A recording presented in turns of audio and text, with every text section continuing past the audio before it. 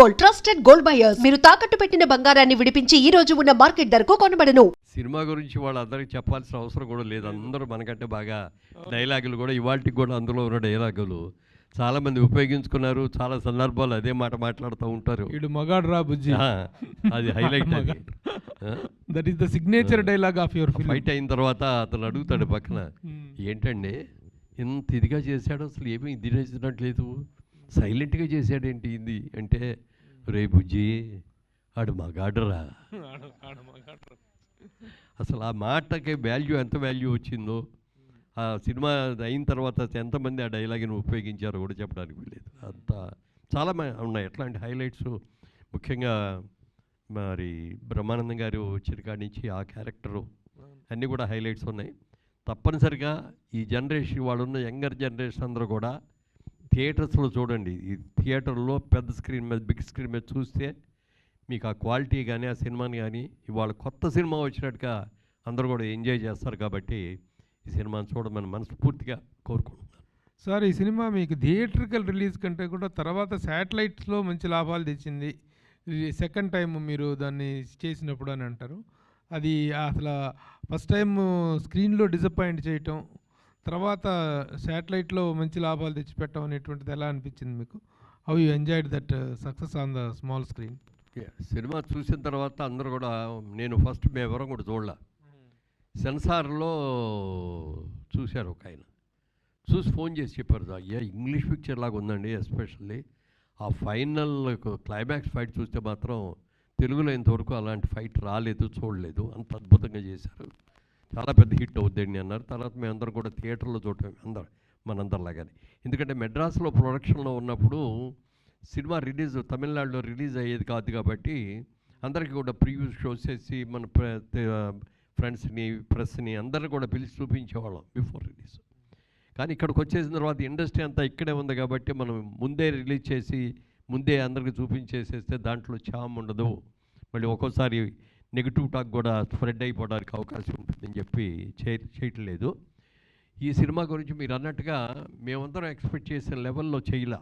Cinema నిజంగా చాలా అద్భుతంగా చేసినప్పటికీ కూడా మీరు అన్నట్టుగా పెద్ద నష్టాలలాగా అది ఏం కాదు, యావరేజ్గా మాకందరికీ కూడా మాకేం పెద్ద నష్టాలు లేకుండానే జరిగింది. తర్వాత రిలీజుల్లో కానీ ఎలక్ట్రానిక్ మీడియా దాని మీద వచ్చిన దాని కానీ, దాన్ని వరల్డ్ రైట్స్ అమ్మిన సందర్భంగా వచ్చినప్పుడు కానీ, అక్కడ కట్టిన ఇంట్లో రీషూటింగ్ చాలామంది షూటింగ్ చేసుకున్న సందర్భం కానీ అన్నీ వచ్చినాయి. టోటల్గా మేము ఫైనాన్షియల్గా మాత్రం ఒక్క రూపాయి కూడా లాస్ అవ్వలేదు. చాలా మంచి పేరు వచ్చింది. ఎక్కడికి వెళ్ళినా అతడు నిర్మాత అంటారు. ఇప్పుడు యంగర్ చేసిన పిల్లలకి జైబేరి అన్ని చాలా సినిమాలు తీశారని చెప్తే వాళ్ళకి అర్థం కాదు. అది అతడి సినిమా చూసామంటే చూశాను అతడు ఈయన ప్రొడ్యూస్ చేసిందని చెప్తుంటే నిజంగా చాలా గర్వంగా అనిపిస్తుంది. జయబేరి అనగానే దాదాపు 25 చిత్రాలు నిర్మించినటువంటి ఒక పెద్ద సంస్థ. ఆ రోజున వారాయిల అబ్బాయి దగ్గర నుంచి మొదలుకొని 25 ఫిలిమ్స్, ఓతండ్రి తిరుపతి దగ్గర నుంచి, పెళ్ళాం ఊరు వెళ్తే, పెళ్ళాం చెప్తే వినాలి, ఇలాంటి ఎన్నెన్నో సినిమాలు తీశారు. But this film stands as the icon of your banner అనేంత ఇదిగా అనిపించింది. ఆ మేకింగ్ స్టార్ట్ చేసినప్పుడు కానీ తర్వాత కానీ మీ బ్యానర్కి వచ్చిన ప్రతిష్ట ఏంటి అంటే ఏం చెప్తారు సార్? అంటే నిజంగా మేము తీసిన 25 సినిమాలలో 24 సినిమాలు ఒక ఎత్తు అయితే అతడు ఒక ఎత్తు. టెక్నికల్గా అద్భుతంగా చేశారు. అప్పటికి టెక్నాలజీ మనకు అంత అడ్వాన్స్గా లేదు, కానీ ఆ సినిమాలో మాత్రం టెక్నాలజీగా కూడా చాలా అడ్వాన్స్డ్గా చేసాం. సౌండ్ సిస్టంలో కానీ ఎవ్రీథింగ్. అసలు కామెడీ, ఎస్పెషల్ అద్భుతమైన కామెడీ, మాటలు. ఎందుకంటే త్రివిక్రమ శ్రీనివాస్ గారు పెట్టింది పేరు మాటలకి చేయటంలో. 10 మాటల్లో చెప్పదలసిన ఆయన్ని ఒక్క మాటలో ఎలా చెప్పాలి అని తెలుసుకొని చెప్పి తీసేటు గొప్ప వ్యక్తి. డైలాగ్ చిన్న డైలాగ్ లాగా ఉంటుంది. క్లైమాక్స్లో మీరు చూశారు, గుర్తు ఉంటుంది. ఆఖరిలో బయలుదేరి వెళ్తానని చెప్పి అందరి దగ్గర పర్మిషన్ తీసుకొని బయలుదేరుతాను అన్నప్పుడు హీరోయిన్ కూడా వచ్చి హీరో దగ్గరికి, నేను కూడా వస్తాను నీతో అంటుంది. ఒకే ఒక్క మాట అంటాడు, మళ్ళీ నేనే వస్తాను అని వెళ్ళిపోతాడు. మామూలుగా అయితే ఒక పెద్ద సీన్ పెట్టాలి, నేను రావాలి, నువ్వు లేకుండా నేను ఉండలేను, సావైనా బతుకుతాను నీతో, ఇట్లాంటి ఓ పెద్ద డైలాగులు చెప్పి ఆయన ఏదో చెప్పి అదో పెద్ద సీన్ లాగా చేస్తాడు ఒక్కటే మాట మీద. అంటే దాని మీద ఇంపాక్ట్ రావాలో ఆ ఒక్క మాటలో వచ్చేది. అలా మాటల మాంత్రికుడు చాలా అద్భుతంగా చేశారు ఆ ఇంత సినిమా. మంచి సినిమాలో మీరు అంత మంచి నటులై ఉండి మీరు ఎంత సీనియర్ యాక్టర్ అండి, మీరు ఎందుకు యాక్ట్ చేయలేదు సార్? నాకు వేషం లేదండి.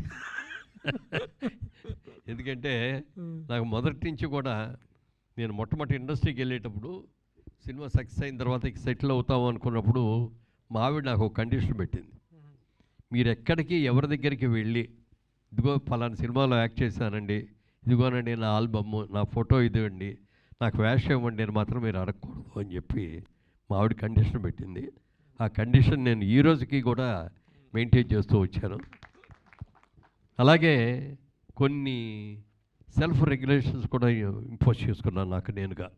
సినిమా ఇండస్ట్రీలో ఉన్నంత వరకు తాకూడదు, జోదు వాడకూడదు, రేసులకు వెళ్ళకూడదు, తర్వాత ఇంకా మిగిలిన కార్యక్రమాలు ఏవి ఉండకూడదు అని చెప్పి 100% నేను అనుకున్నవన్నీ కూడా పాటించాను.